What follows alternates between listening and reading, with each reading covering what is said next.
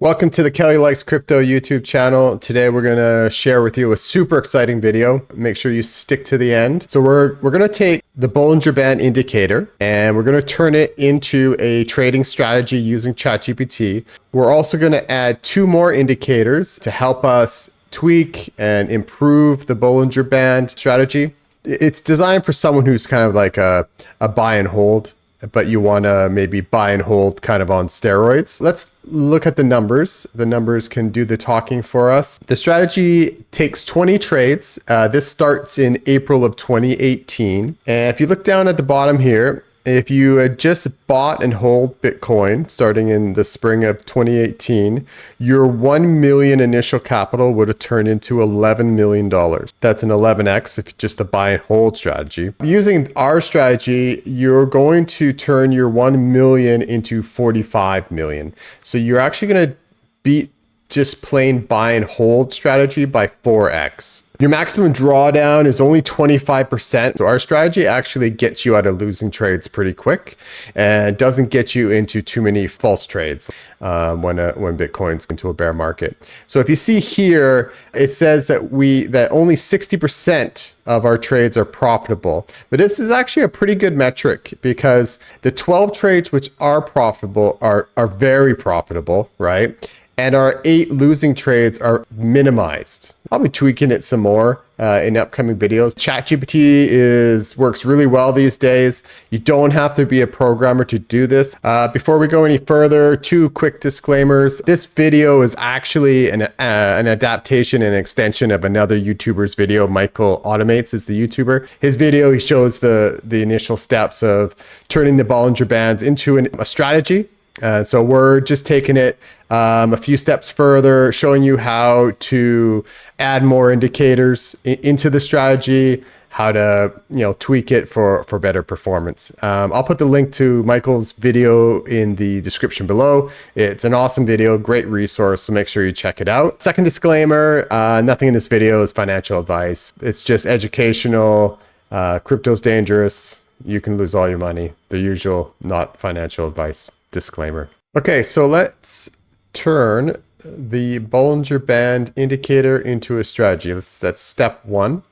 I made some adjustments to Michael Automate's prompt, and you can get a link to the updated prompt in the description below. So what you do is you go to the prompt and you make your own copy because you can't edit it, and you need to edit it a little bit for yourself. So you just make yourself your own copy. You want to tell ChatGPT exactly what you want. You want to give it very precise instructions. ChatGPT isn't perfect. You give ChatGPT like this long list of instructions. Lots of times ChatGPT will forget some of it. It won't use all of it. And so it just happens. It's not perfect. The more instructions you give it, the better the result. It's good to start here, and then we'll tweak it as we go. If ChatGPT has any struggles, we'll just help it out. First thing we're going to do is we can reduce this down, just kind of hide the strategy down for now, and go into indicators. There you go, right here, Bollinger Bands. Here's the Bollinger Bands. You go here, this is the source code. Now bring up your screen here. So we want this code. So just grab this code, copy paste it. Look, it's already been updated to version 6. This is the latest. So this code is called PineScript code. You don't necessarily need to know what it means. As you do more programming, you'll understand it. It actually it's pretty self-explanatory. ChatGPT also will add comments, and it'll actually pretty much tell you exactly. And you can take a line and ask ChatGPT, hey, what is this? Go over to your copy and put the code in at the bottom, okay? And then Control A, copy the whole prompt now with the code at the bottom. Go over to ChatGPT. I'm using 01. But I also tried it with Mini. They all seem to work fine. Go ahead, paste it in, hit enter. It will take about 30 seconds, and then ChatGPT will give you the code for the strategy. So it took 47 seconds to figure this out, and just let it fully, there it is. Now it's done.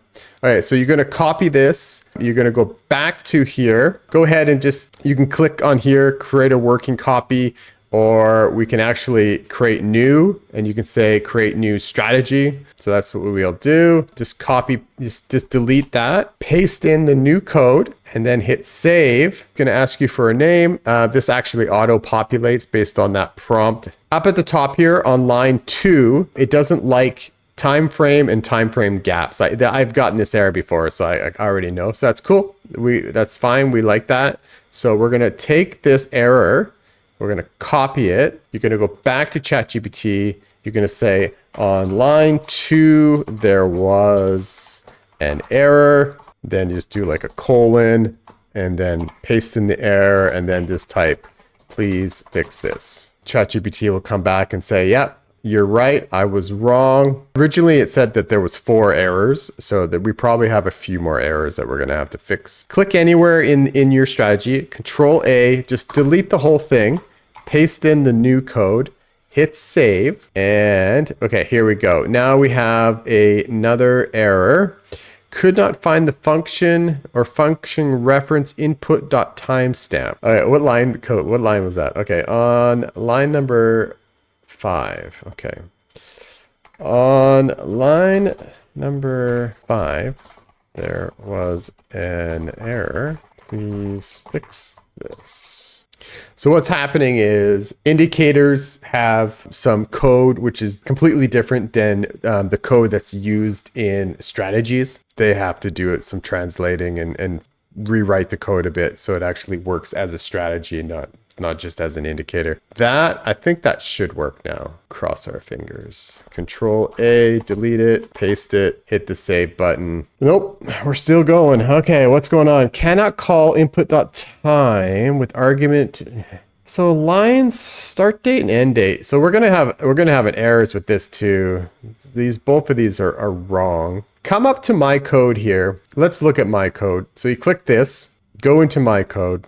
Copy my code here. Start date, end date, timestamp, start date. Okay, let's do this. So go back to ChatGPT, ask it, please replace the start date and end date code with this code. Maybe it's going to work now. That code looks good to me. Control A, delete this, paste this, hit save. And will we get it? No. Quality 100%. Okay, so we can fix that. Line 42, there is an error. Please always use 100% of our capital as default. Let's see if that works. I'm gonna persevere and just see if this will correct itself here. So go again, take that new code, delete the old code, hit the save button, and let's pray that it decides to work. It actually compiled this time. Now hit add to chart. Okay, you see it does not make money. It does not make money. You lose 73%, but that's okay. We'll fix it. Let's hide this one for a second. Let's look at let's look at the end result. So the end result, you click on this button here. This is your settings. So inside of a Bollinger Band, there's actually a line in the middle. It's called the basis, which is this blue line in the middle. So that's like the middle of a Bollinger Band. And that's actually a moving average, okay? Usually the default is 20. I actually tweaked mine to 21. Our bands are just a slightly bit wider than normal. In the end, we're going to have another moving average. It's called the fast SMA, and we're going to have a slow SMA, the 45. Here, quite often you need to change this line. Order size, you have to change it to 100% of your equity. And then just double check that these are correct. You want commission, you want 0.1, and you want slippage. You don't need to change this. You don't ever want these to be checked. Okay, so we just want to make sure. And then you can uncheck this one. You can also, if you want, we can uncheck these because they take up too much room on the chart. That is mine, the finished product. Now I'm going to hide it. And I'm going to bring up our new one, and I'm going to slide this down just for now. We're going to uncheck the basis. We're going to uncheck the middle. We don't need the middle. I'm going to actually, I'll leave these on for now. We'll uncheck them in a bit. So we do have this. This is correct. Sometimes it's not. Everything else on this page is correct. And I am going to change the width to 21. Standard deviation is 2, which is normal. Okay, so everything else is correct. Here's the start and end date. So if you do want to change the start date, it starts the beginning of April, but the beginning of 2018, but it actually doesn't take a trade until April, because the beginning of 2018, we're pretty much at the top of that bull cycle. And we're kind of coming down. Our current strategy, just with Bollinger Bands. Oh, sorry. Let's add the code, because it doesn't even know how we take a long position. We need to change the criteria for taking a long position and closing a long position. This is the initial. We're actually going to change it in the final version, but for now, so let's tell it to open a long position. Price needs to close above the upper Bollinger Band, period. Exit the position when price closes below the lower Bollinger Band. So that should produce a decent strategy. I think that will produce 18x, about 1800% better than just a straight buy and hold. Okay, let's just see, make sure it does it right. Upper, close, lower. Yeah, that's good. Everything's looking good. So let's go back to our code and we will update it. So go back to Pine Editor and Control A, delete it, paste in your new code, hit save.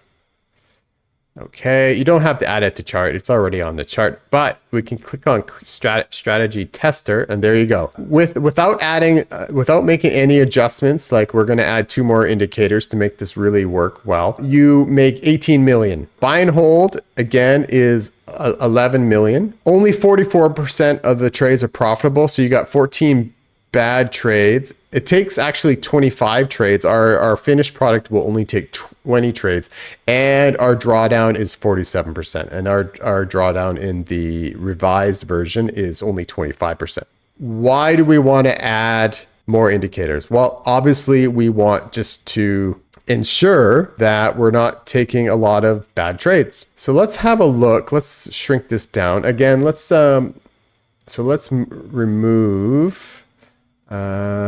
remove quantity and signal. That just makes the chart a lot more readable.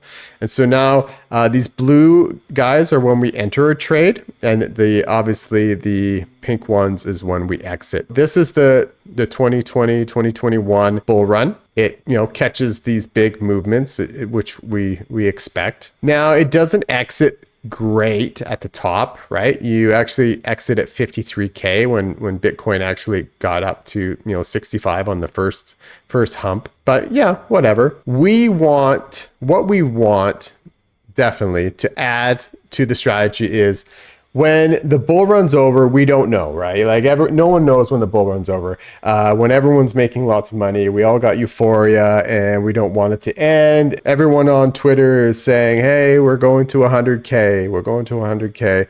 And we didn't. We kind of topped out at like around 69 or something. We don't want to be taking trades on the way down. And you look at this strategy now, it takes a trade here, it takes a trade here, it takes a trade here, and it takes another trade here. Ends up taking 1, 2, 3, probably 4 losing trades on the way down. And so if we can minimize that, that's really what we want to do. We also kind of want to minimize, maybe trades when it's chopping. We also want to maximize our good trades. So we maybe want to get out a little bit sooner, because right now it's only getting out when the price closes above the Bollinger Band. So if you're on a euphoric big move up, you see like in November here, this last November with the Trump pump, the strategy actually gets us back into Bitcoin September 19th, no, about September 20th. It would have been nice maybe to get out a little sooner, but it actually doesn't get out until February 5th, and it gets us out. It's still decent. No, it gets us out around, it would have got us out in here somewhere like 96K or something. Okay, let's add the simple moving averages and I'll show you the logic. Please add 2 simple moving averages. The first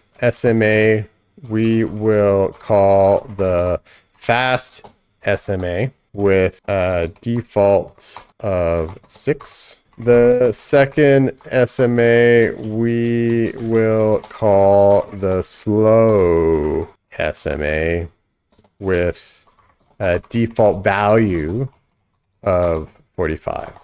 Okay, so let's just do that. Just add them first and then we'll change the logic. Okay, so it's added it in.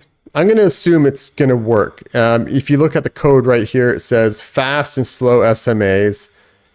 We'll change the colors in a second, but it looks like it's pretty easy code. So I don't think ChatGPT got it wrong. The default value for the Fast is 6. The other one is 45. So perfect. Let's just continue on because I know the video is getting kind of long. To open a long position, price must close above the upper Bollinger Band and price is above the slow SMA and the fast SMA is above the slow SMA. Close the position when price is below, how about we say price crosses below the lower Bollinger Band or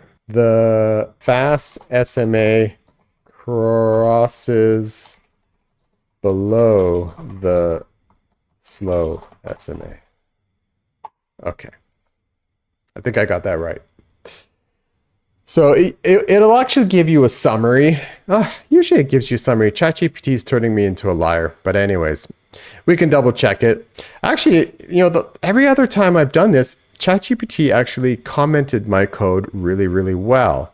This time it's not commenting the code at all. How about please add user comments to the code so we can understand what is happening. Let's tell ChatGPT to behave correctly, please. Always say please. Gotta be polite. Cross our fingers. Make sure it works this time. So let's bring this up. Go into Pine Editor. Click here. Control A. Delete it. Paste it in. Hit save. Cross our fingers. Go to Strategy Tester. And yes, we have it. Look at that. Same as mine. 45 million. Okay, so we have completed adding the Bollinger Bands into taking the Bollinger Band indicator, turning it into a strategy, and then adding 2 more indicators to this strategy, making it go from initially an 18x with just Bollinger Bands. Now with the extra 2 moving averages helping us, we improve it from 18 million to 45 million. The fast SMA really helps you get out. It's kind of, I used the fast one more for kind of like a stop loss to get out of a bad trade right away. What it does is, remember, here's a good example. Remember, this is the end of the 2021 bull run, right? And remember before I showed you, after this final trade kind of at the top, we ended up taking 4 more trades before we got to the bottom. Now with the fast and the slow moving averages in here, we end up only taking 2 trades on the way down. So there's obviously like a dead cat bounce here, and we got tricked into taking a trade. But you don't know that the bull market's over, right? Maybe this was the the energy it needed to to go up to 100K, you are going to have losing trades. And so that's why you have to follow a systematic strategy. Anyways, it got you out pretty quickly. The SMA got you out pretty quickly. I changed the SMA to yellow and I changed the slow to a purple just so we can see it a little bit better. And then this one here, no one could have really avoided this one. This was the final FTX crash. But yeah, it actually gets you out of this one. I don't think it's too bad. There is a negative 25% trade in here somewhere. This might be your negative 25% trade, actually. I didn't do the math on it, but it quite possibly this could be the big trade.